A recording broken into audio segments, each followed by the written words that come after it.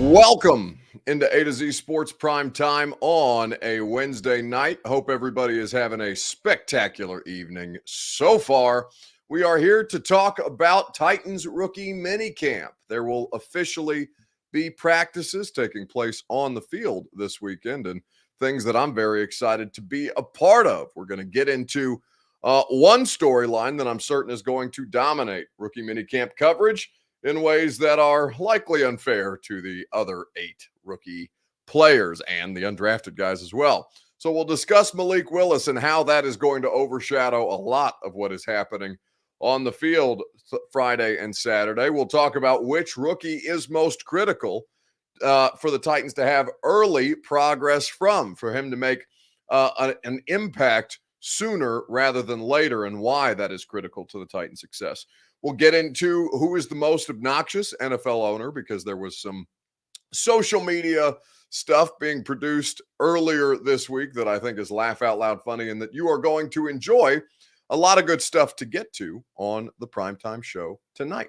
Before we get started, though, I need you guys to share the show on Facebook, YouTube, Twitter, and on Twitch, if you would be so kind.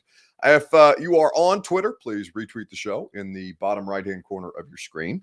If you are on YouTube, please subscribe. And on Twitch as well, please subscribe to the A to Z Sports channel, where you can get our live stream coverage 7 days a week. If you're on Facebook Live, you can share now to public. That's in the bottom left-hand corner of your screen. It's lovely to see all of you guys on a Wednesday evening. And now we can go ahead and get the show up and rolling. Welcome into A to Z Sports Prime Time on a Wednesday night. I'm Buck Rising if you're new to the show, and I'm proud as always to be presented to you by the fine folks at Two Rivers Ford. Two Rivers Ford since 1983, award-winning customer service and quality American-made Ford vehicles. Two Rivers Ford in Mount Juliet, or online at tworiversford.com. The Ashton Real Estate Group of RE/MAX Advantage, GaryAshton.com, is where you go for your dream address without the stress. The Ashton team will put you in position to succeed at GaryAshton.com. Buddy Allen Carpet One, the best in the flooring business. 55 years here in Middle Tennessee. Buddy Allen Carpet One, full service flooring for your needs. BuddyAllenCarpet1.com. So let's talk about rookie minicamp, because there's a handful of things that I am excited to get into. Quickly, though, let's just looking at some of the comments. You guys are active early and often. By the way, if you're on YouTube, like the video if you would be so kind. That helps us grow the show. Derek asks me, have you spent any time with any of the rookies yet, Buck? You know, this is going to be my first opportunity to do so. I had Chigakonkwo on the radio show. It was just a phone interview, but that was, I want to say, last Thursday, a week ago from tomorrow. I'm pretty sure I think that's when Chig was on, and I enjoyed my conversation with him. Other than that, you know, we've had Zoom calls with them right after they got drafted, but we haven't had any extended time to work with them and to spend time with them. And that'll happen on Friday and Saturday. This is phase 2 of the NFL offseason. And in fact, it's Mike Vrabel's favorite phase of the offseason because of how much teaching it allows him to do. We'll pull that clip for you on a different night, because I'm sure we'll talk about rookie minicamp tomorrow evening as well. But it's a good explanation that you'll enjoy hearing from Mike Vrabel about why he values this time of year so much. But in the meantime, we are going to have all 9 of these rookies and a whole bunch of undrafted free agents out on the field, and we'll get the opportunity to watch them work, to see how the coaches are teaching them in the early stages and the early goings, and then, you know, to speak with them after their first couple of days of work. We'll speak with them after practice. It's going to be from 12:30 to 2 on Friday and Saturday, and I'm looking forward to getting to know these guys, because this has been the difficult part of, just from a selfish standpoint, it's been the difficult part of my job during the last 2 seasons, because the access has been so restricted for obvious reasons due to COVID protocol. And of course, I'm respectful of that. But, you know, it really has prevented us from getting to know the last 2 rookie classes in ways that we have relationships with a lot of the guys that came before them, free agents as well. It's been difficult to get to know them because we don't get the opportunity to be around them the way that we used to. So this will be the first phase of that, and I'm looking forward to getting to know this rookie class. Penny MSML on YouTube says, Buck, I'm trying to hire you to speak at my wedding. To officiate the wedding or to speak at the wedding? Because I'm obviously not ordained in any way, shape, or form. So I don't think I have the religious qualifications, depending on your particular religious sect. But if you want to, if your best man stinks at giving speeches and you need somebody to knock it out of the park, I'll be honest with you, I'm damn good at things like that. So just hit me up, Penny. You can slide in my Instagram DMs if you want, and we can negotiate. I'll put it in front of my agent, and he'll tell you what my talent fee is. But let's talk about these rookies, because there's one thing that I think is going to dominate all of this stuff. The whole process of rookie minicamp is going to be overshadowed by Malik Willis, and I think that's clear and obvious to everybody. But I want to start with your Two Rivers Ford take, because maybe you have a different perspective on this, and I would be happy to hear it. Let me know in the comments on Facebook, YouTube, Twitter, and Twitch. Which Titans draft pick are you most interested in heading into rookie minicamp? It's your Two Rivers Ford take. We do it each and every evening, presented by our friends at Two Rivers Ford. Not only can you build your own vehicle, build your next vehicle at Two Rivers Ford with the Built For You program, but you can also get any number of their certified pre-owned vehicles, one of the state's largest selections at Two Rivers Ford in Mount Juliet, and the opportunity to work with their non-commissioned sales staff, which is the thing that sets them apart. Two Rivers Ford in Mount Juliet, or online at tworiversford.com. So, which rookie are you most excited or are you most interested in come rookie minicamp this weekend? For Trevor Kinslow, it's the first-round pick, Treylon Burks. Mark Jones and Penny do agree. 100% Malik Willis for EA and Ronnie Snead. Chris Frazier does agree as well, because if he's the future, if he ain't good, we are in trouble. We'll see. And I think that's an unfair statement, Chris. I honestly do, because he may not be good right out the gate, and that has no bearing on what he's going to be in the future. I don't expect him to be very good right out the gate. There's a reason that he fell to the third round the way that he did. He's got a lot of stuff to learn. He's got a lot of growing pains that are going to be involved. And if he comes out there in the early goings of things like rookie minicamp and OTAs and training camp, and he looks like shit, I'm not going to be hypercritical of him. I just think it's fair to point out that there's an obvious reason why the league said, yeah, you think that the Panthers should take him at 6. No, we're gonna show you the league thinks he's the 86th pick as opposed to the 6th pick in the NFL draft this year. So I think it's unfair to look at whatever Malik Willis does basically for this entire season and say, yeah, if he stinks, then you're screwed for the future. I don't think that's true. But there's a lot of interesting rookies to look at this point. For Kenneth Krall, he says Treylon Burks, his immediate impact is tied to our Super Bowl chances. I don't think that's necessarily true. I think it would help, but I don't think he's the deciding factor as to whether you're winning a Super Bowl or not. I would say that's entirely more on the quarterback and, frankly, the pass protection in front of him. Craig Baxter says Kyle Phillips, the wide receiver from UCLA. Dat Cali dude one says the whole class, honestly, but Malik is obviously the leader of the develop tree for me. This is true, and he's going to dominate rookie minicamp, fairly or unfairly. Malik Willis is going to be the story to come out of this weekend, not Treylon Burks, not Roger McCreary.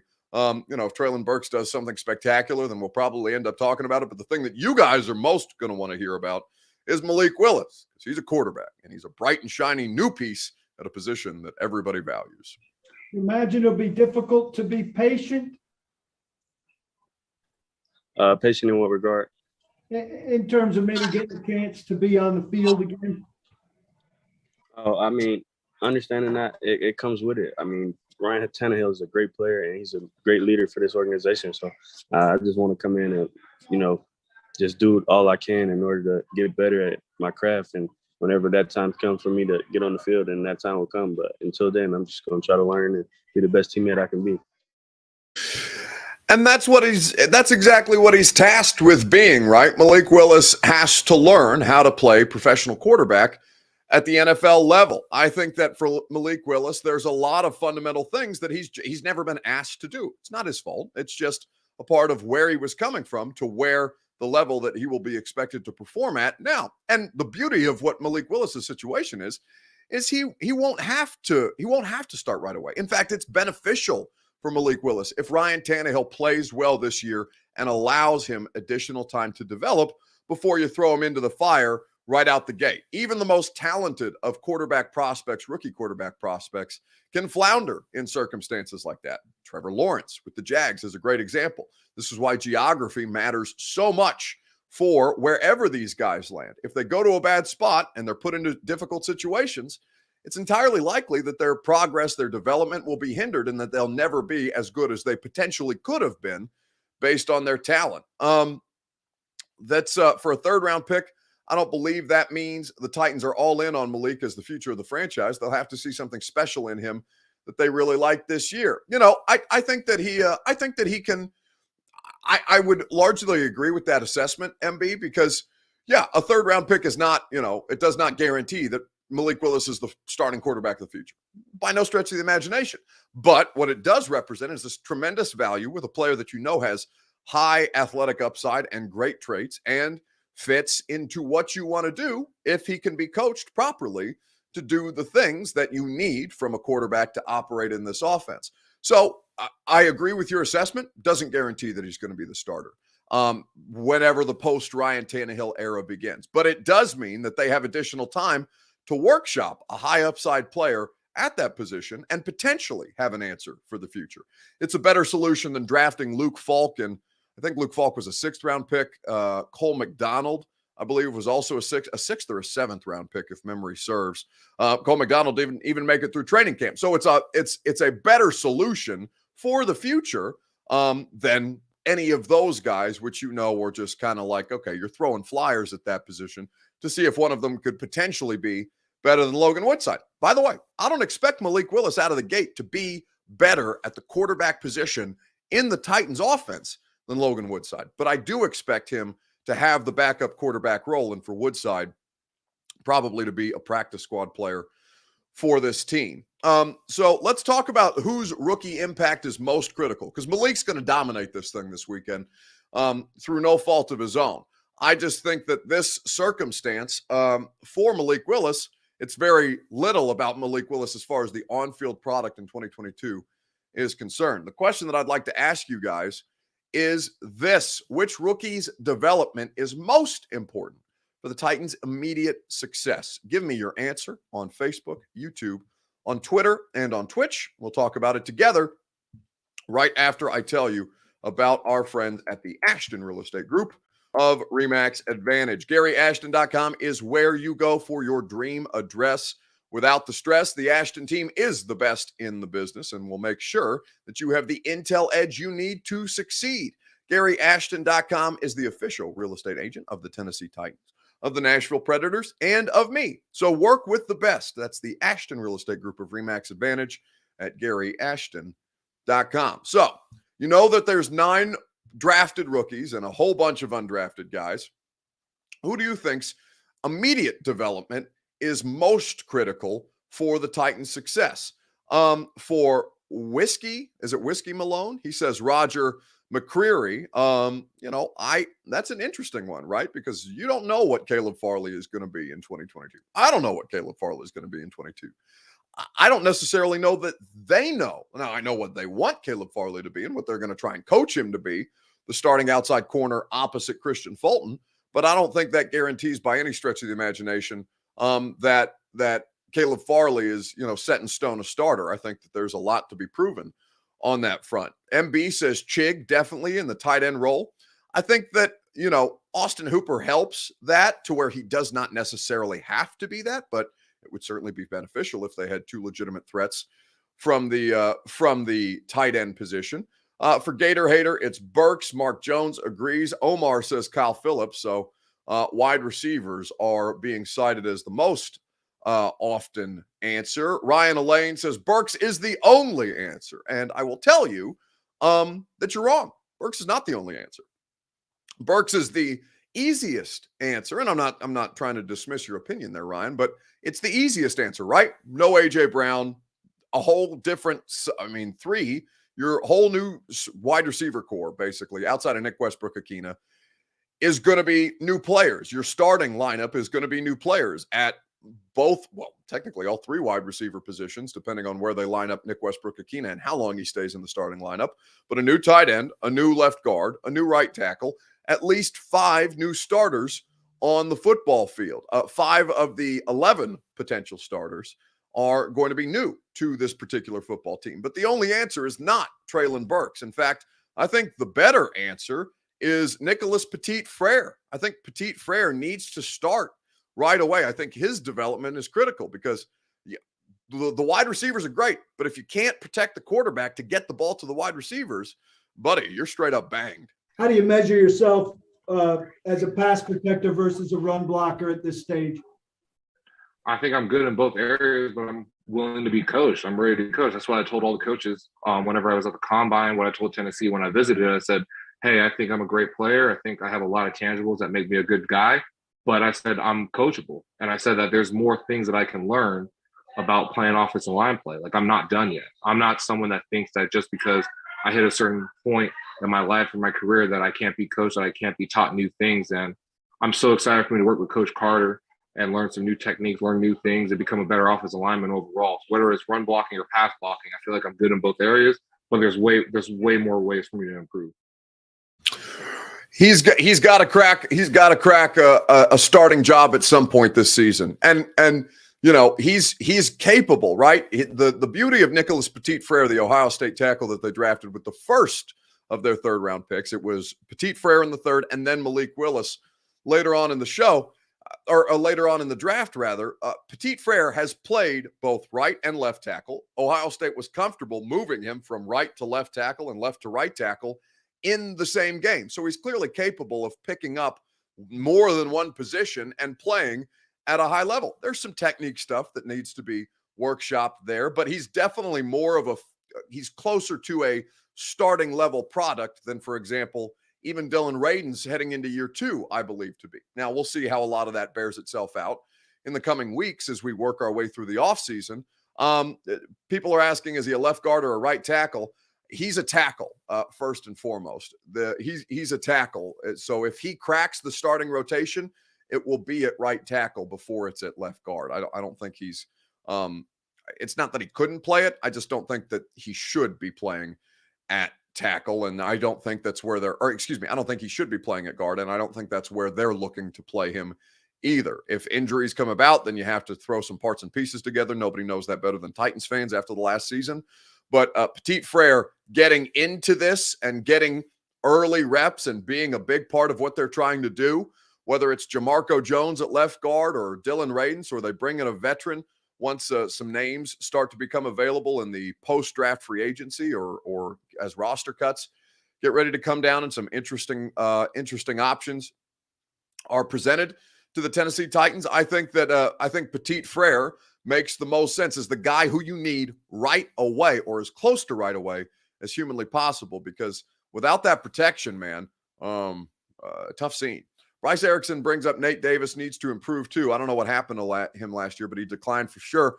Bryce, I think I think the early part of the season, the first half of the season, that's accurate because he came off the COVID list just like right before the week 1 game against the Cardinals.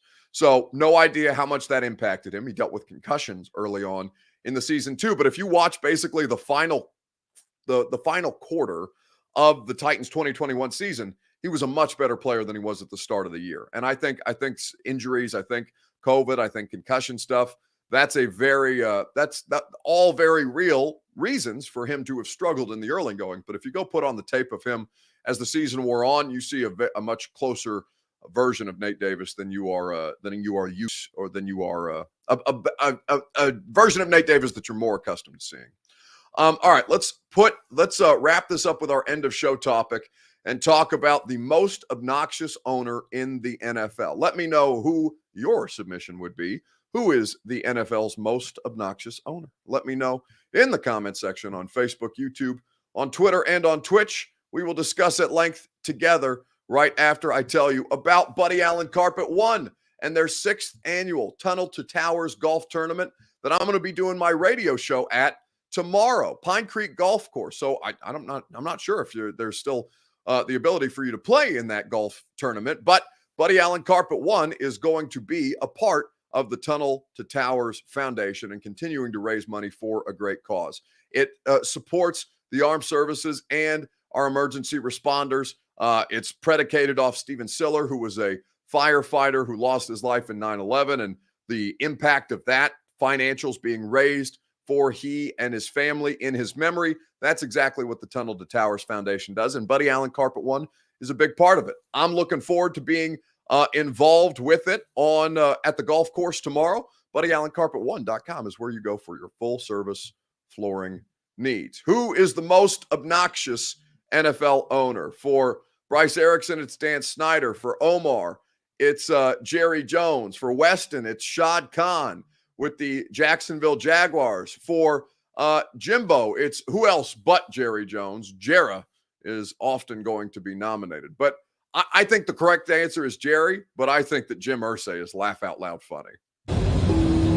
Myra has given me some special mojo for this journey, surrounding me with the special spirits of sound.